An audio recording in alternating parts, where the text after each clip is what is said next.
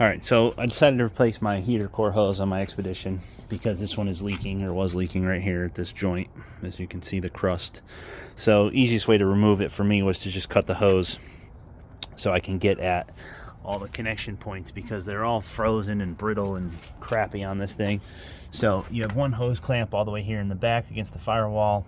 You have the one up on the heater core there, which broke off, so that's your wet dream right there. That was great that happened.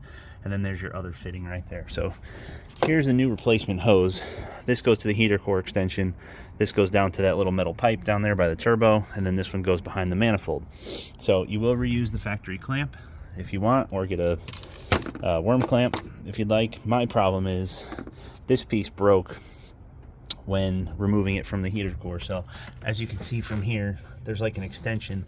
That's kind of hard to see. There's an extension off the heater. See the little rubber hose with the two metal dickies on each end? There's supposed to be one for the other side, and that broke while I was trying to remove this portion of the hose, because again, it's all brittle and crappy. So what I did was I took my angle grinder. This broke clean off, so that was no problem. But I took my angle grinder here and I cut this clamp off like so. I just buzzed it down just enough so I can get at this fitting, because today is Saturday. You can't get anything overnighted for Sunday.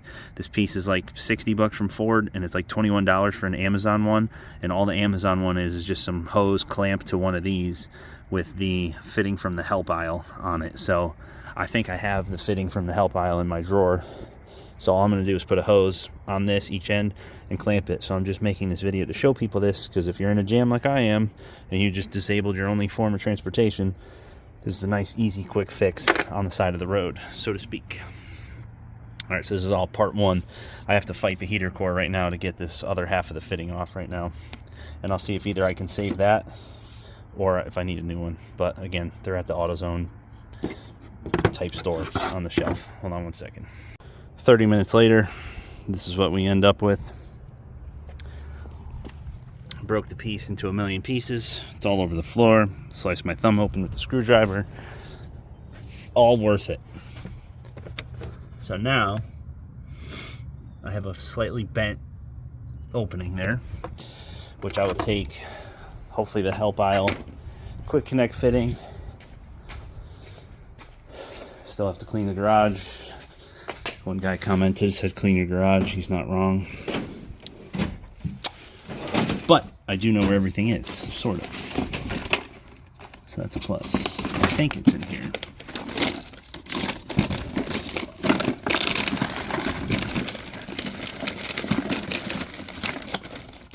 So you want something like this. I mean, this is not exactly the one, but I think. Or I might have combined them all into this other drawer here with the tools. But I don't think I would have did that. But sometimes I do things that don't make sense.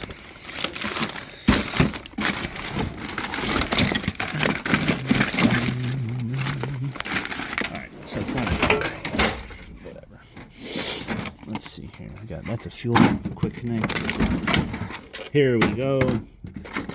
Probably not the size I need. Nope, of course not. Fits Ford. Si adapta Ford. Non correcto. Oh, spare me.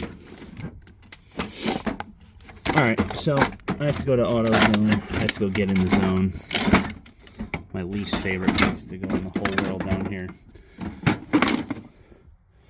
I'm like, hey, I need a rubber hose. They're like, what's the make and model? I'm like, no make and model. Ah, we don't have that then. Actually, this is exactly what I need. It pays to dig, people. Alright, so I also have a random box of hoses out in the garage, which I will dismember for the sake of this. I mean, it's not dead nuts, but it's close. So this will do the job. I might have to do a mix of two different style hoses, because where the heck's my piece? Oh, you eyeing my piece? 57. All right. So this one is going to go in here like so and lock in. But this one is what I need a hose for. So I just need a small piece of hose, clamp it in 2 spots, and we're Gucci. Alright, so here's my makeshift repair here. I know it's not gorgeous. I don't have hose clamps. I don't feel like driving the Cobra to the store. It's cold. So this will quick connect onto the heater core, stick on the truck like that, and then this will accept and adapt into this factory pipe like so and click on. This will bolt behind the head there.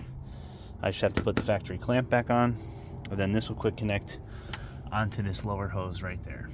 So I am going to assemble and put this on right now. I'll put the hose clamp on.